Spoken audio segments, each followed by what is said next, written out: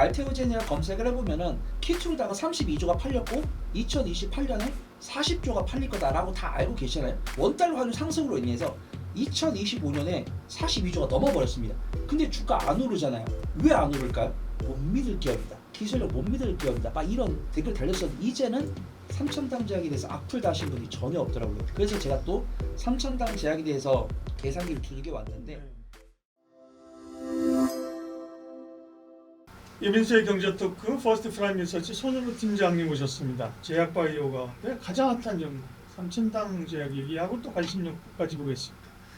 와, 삼천당 제약은 또 그냥 뭐 어떻게 얘기를 해야 되는데요? 뭐 일단 삼천당 제약에 대해서 부정적으로 말씀을 드리진 않을 건데 네. 제가 이제 계산기 자주 두들기잖아요. 네. 알테오젠 같은 경우도 계산기를 두들겨 봤는데 생각보다 사실은 그 인센율 떨어진 게 투심을 많이 망가뜨린 게 맞는 것 같다 이렇게 보고 있고요. 그 다음에 알테오젠이라 검색을 해보면은 알테오젠 기술 이전 계약 체결 총괄표가 있는데 정말 1년에 꾸준하게 3-4건 해주더라고요. 근데 지금 보면은 올해 같은 경우는 이제 GSK 자회사 테사로와의 계약건 하나밖에 없고, 근데 작년에 다이치 산케오랑 아스트라제네카랑 계약하고 올해 테사로랑 계약하기 전에 로열티율이 2% 뉴스가 나오면서 투심 와장창 나왔다. 근데 지금 보면 제가 늘 계산기 두들기거든요.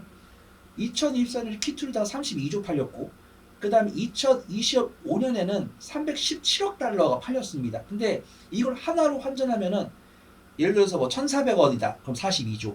그 다음에 뭐 1,450원이다. 그럼 45조. 뭐 환율 1,500원이다. 그럼 48조. 이렇게 할 수 있는데 분명히 알테오젠 우리 아시겠지만 키트로다가 32조가 팔렸고 2028년에 40조가 팔릴 거다라고 다 알고 계시잖아요. 근데 원달러 환율 상승으로 인해서 2025년에 42조가 넘어버렸습니다. 근데 주가 안 오르잖아요. 왜 안 오를까요? 투심이 망가졌다는 거죠. 근데 그럼 투심이 누가 망가뜨렸냐? 이 로열티율이 2% 증가했다. 근데 저 같은 경우는 지금도 저는 알테오젠 하면 떠오르시는 분 계신데 그분들도 많이 위축됐는데 저는 알테오젠을 뭐 전지산 몰빵하고 목표가 80만 원까지 강홀딩하자 이렇게 말씀 안 드렸기 때문에 전 적금 넣듯이 매수하자라고 말씀드렸고 저는 여전히 유효합니다. 언제까지? 26만 원 이탈하기 전까지. 26만 원 이탈하기 전까지는 꾸준하게 적금 넣듯이 일주일에 한 주, 뭐 투자금이 아니면 뭐 2천만 원 안 되신 분들은 뭐 격주로 한 주 이런 식으로 해가지고 한 넉넉한 한 200에서 400만 원어치까지 간 다음에 매수가 회복하면은 뭐 한 주씩 팔든가. 그 다음에 근데 당연히 추가 매수할 때는 수급 봐야 됩니다. 지금 알테오젠에 대해서 외국인과 걔네 매수가 꾸준하게 나오기 때문에 당연히 지금 추가 매수하시면 안 되고 외국인과 걔 수급 들으면서 맥점 잡을 때 그때 추가하시는 게 맞다 말씀드리고요. 삼천당 제약은 이제 더 이상 부정적으로 보시면 안 계신 것 같아요. 제가 삼천당 제약 한 3년 볼 때 제가 삼천당 제약에 대해서 뭐 재무제표 흑자다, 뭐 안과에서 그래도 실적 잘 나오고 있다 이랬는데 약간 셀트리온처럼 못 믿을 기업이다, 기술력 못 믿을 기업이다 막 이런 댓글 달렸었는데 이제는 삼천당 제약에 대해서 악플 다신 분이 전혀 없더라고요. 근데 그래서 제가 또 삼천당 제약에 대해서 계산기를 두들겨 왔는데 네. 긍정적 리포트 나왔습니다. 한투증권에서 삼천당 제약이 경구용 인슐린 임상 성공하면 게임 체인저가 될 수 있다라고 했는데 안타깝게도 밸류에이션 안 하셨더라고요. 예.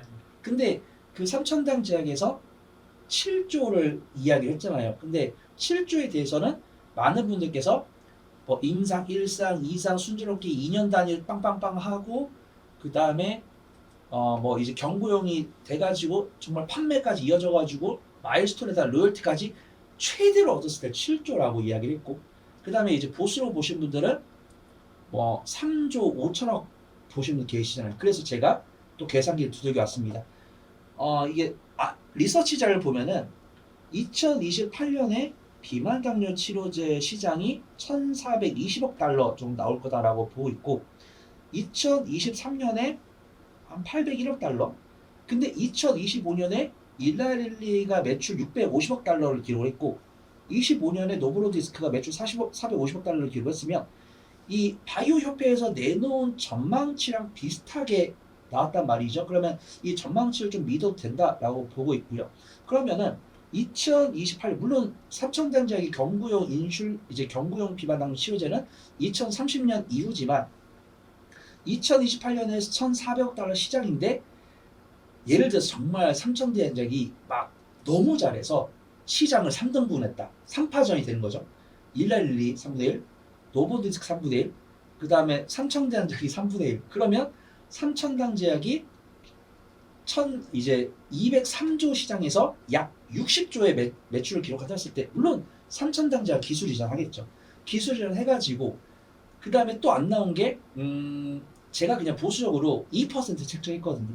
2% 책정하면은 1조 2천억입니다. 근데 만약에 삼천당제약이 정말 너무 기술력이 좋아가지고 알테오젠은 2%지만 삼천당제약은 5%다라고 하면은 약 로열티가 1년에 얻는 로열티가 한 2조 5천까지 갈 수 있는 거죠. 그러면 지금 삼천당제약 시가총액 20조니까 퍼가 10이 될 수 있다. 그래서 만약에 제가 말씀드린 내용이 신뢰가 안 되면 욕을 먹을 건데 지금 삼천당제약의 뷰를 봤을 때는 욕은 안 먹을 것 같고 만약에 뭐 비만당뇨 치료제 시장 규모라든가 뭐 삼천당제약이 만들고 있는 경구용 비만당 치료제 파이 가져갈 수 있는 파이 그다음 전환율 이것들 봤을 때 밸류에이션은 꾸준하게 바꿔나갈 수 있을 것 같다 말씀 좀 드리도록 하겠습니다. 삼천당제약에 대해서 말씀하신 것처럼 과거에 조금 기업에 대한 그 색안경 이런 게 있었죠, 그죠? 네. 근데 지금은 뭐 주가가 10만 원 하는 게 뭐 93만 원 왔는데 그죠? 뭐 말해 뭐해, 그죠? 그렇습니다. 그러니까 뭐 부정적인 얘기를 여기서 꺼내봐야 네 주식 없으니까 그렇지 이런 얘기밖에 못 듣는 거잖아요. 네. 잘 되길 바라는 거지 이제, 그죠? 잘 되길. 네? 그러고 보니까 또 안 좋은 기억이 떠올랐습니다. 네. 삼천당제약을 제가 매수했는데 갑자기 매수하자마자 슈팅이 나온 거예요. 네. 그래서 15% 수익 나고. 보고 매도했거든요. 네. 근데 잠깐 나고 공시가 나오더라고요. 그때 경구용 네. IND 제출하다 그래가지고 15%밖에 못 그게 먹어요. 얼마 때 가격대로 한 5, 60만 원대인가? 아니 그때 한 20만 원대 사가지고 한 28만 원 판 것 같은데. 아유 잘 판 거죠. 20만 원, 28만 원 잘 판 건데 이건 뭐 결과론인 거죠, 그죠? 네, 잊고 있던 뭐, 기억이. 그러니까 잊어버리지 않은 이상. 그러니까 삼천당제약에 대해서는 뭐 그냥 이슈를 이렇게 분석하는 거예요. 그렇다고 지금 뭐 사라. 지금 매매 관점이죠. 그러니까 뭐 사라, 팔아라.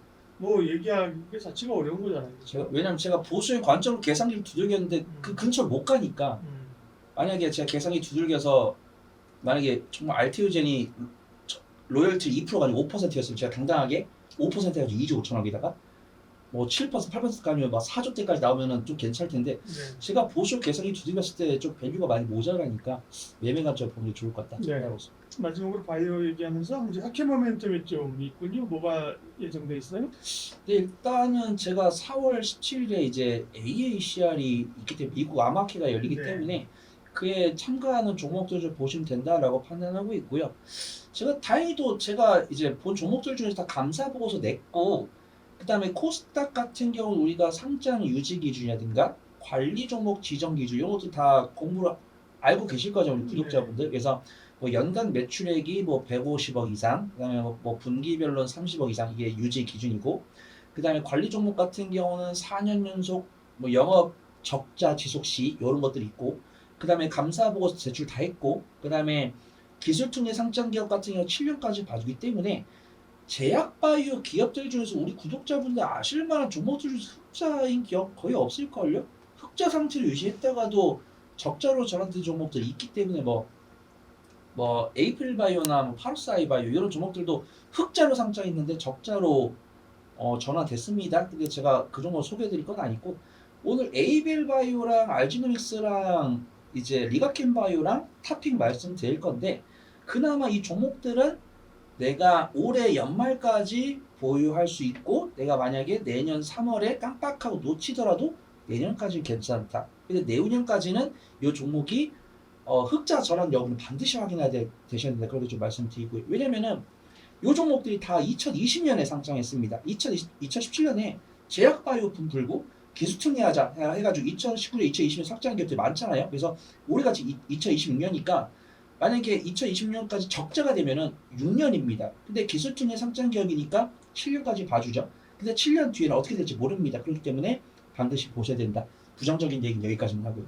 그래서 첫 번째로 볼 종목은 ABL 바이오입니다. ABL 바이오가 정말 2022년에 사노피랑 ABL 301을 계약하면서 정말 이 ADC 관련 종목이 가장 폭으로, 지금도 ABL 바이오에 대해서 부정적으로 말씀하시는 분들 안 계시더라고요. 근데 2022년에 흑자였는데 23, 24, 25, 26은 적자로 나올 것 같습니다. 근데 뭐 ABL 바이오 같은 경우는 여전히 뭐 유보율이나 부채비율도 낮고 유보율은 괜찮고, 그다음에 영업 손실폭도 그들이 갖고 있는 자본금에 비해서 50%가 안 되기 때문에 중장기적인 부에 문제 없고 감사 보고서 다 냈습니다. 그렇기 때문에 ABL 바이오는 괜찮은데, 항상 이 계산기를 두들기다 보면은 생각보다 이 신약 개발이 조금 오래 걸린다 그런 판단 들거든요. 왜냐면은 이 제약 바이오 하면서 상장 폐지된 종목들 많잖아요. 네. 관리 종목 지정된 종목들 많고. 근데 그 기업들이 과연 기술력이 없어서 됐을까요?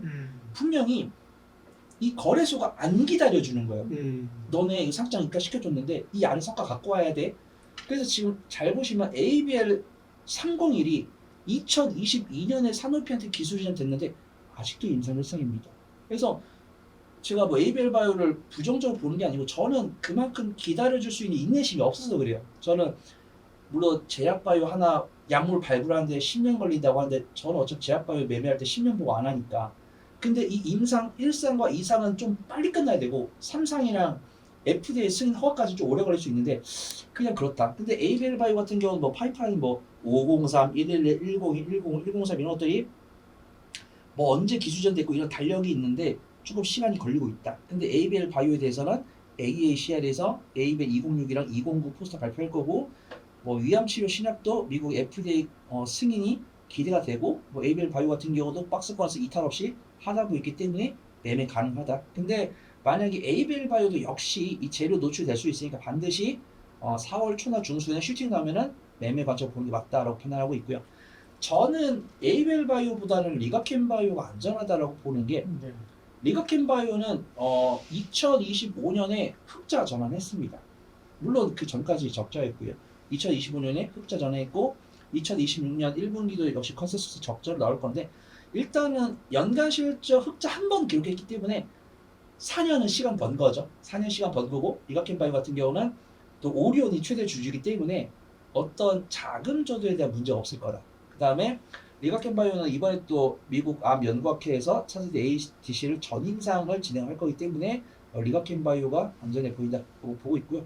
알지노믹스 같은 경우는 제가 오늘 말씀드린 종목 중에서 중장기적으로 보유하기에는 제일 좋은 종목이다. 왜냐면 작년에 상장했으니까요. 작년에 상장했으니까 알지노믹스가 시간이 있다 이거고요. 예, 분기 매출 30억 갑자기 30억 아래로 떨어지지 않는 이상은 또 이 종목은 뭐 위태로워질 일이 없다.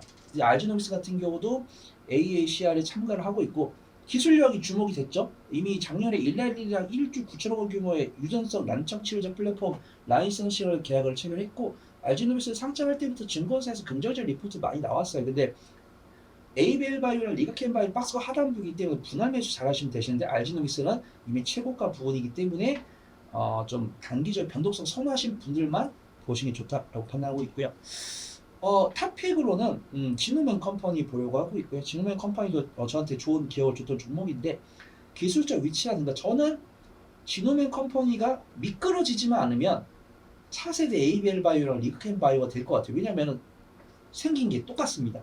진우맨 컴퍼니 같은 경우도 2020에 상장했고 기술 특례로 상장했고 매출액은 견조하게 나와요. 매출액 그래도 ABL 바이오 같은 경우는 몇 천억대 나오는데, 진우맨 컴퍼니는 100몇억대 나오기 때문에 이제 어떤 상장 유의 조건이 있고, 그다음에 이번에 AACR에서 ADC 연구성과를 하고 있는데, 지금 보니까 진우맨 컴퍼니가 자금 조달을 잘했더라고요. 그래서 이 기업은 어떤 돈이 모자라서 어떤 보유에 문제가 생길 상황은 아니다.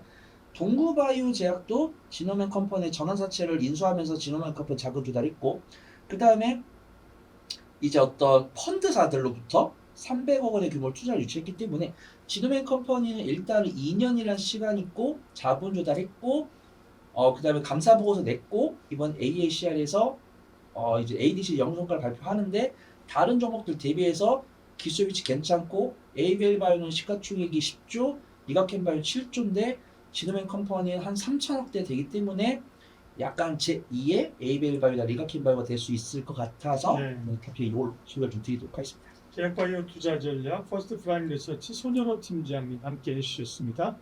고맙습니다.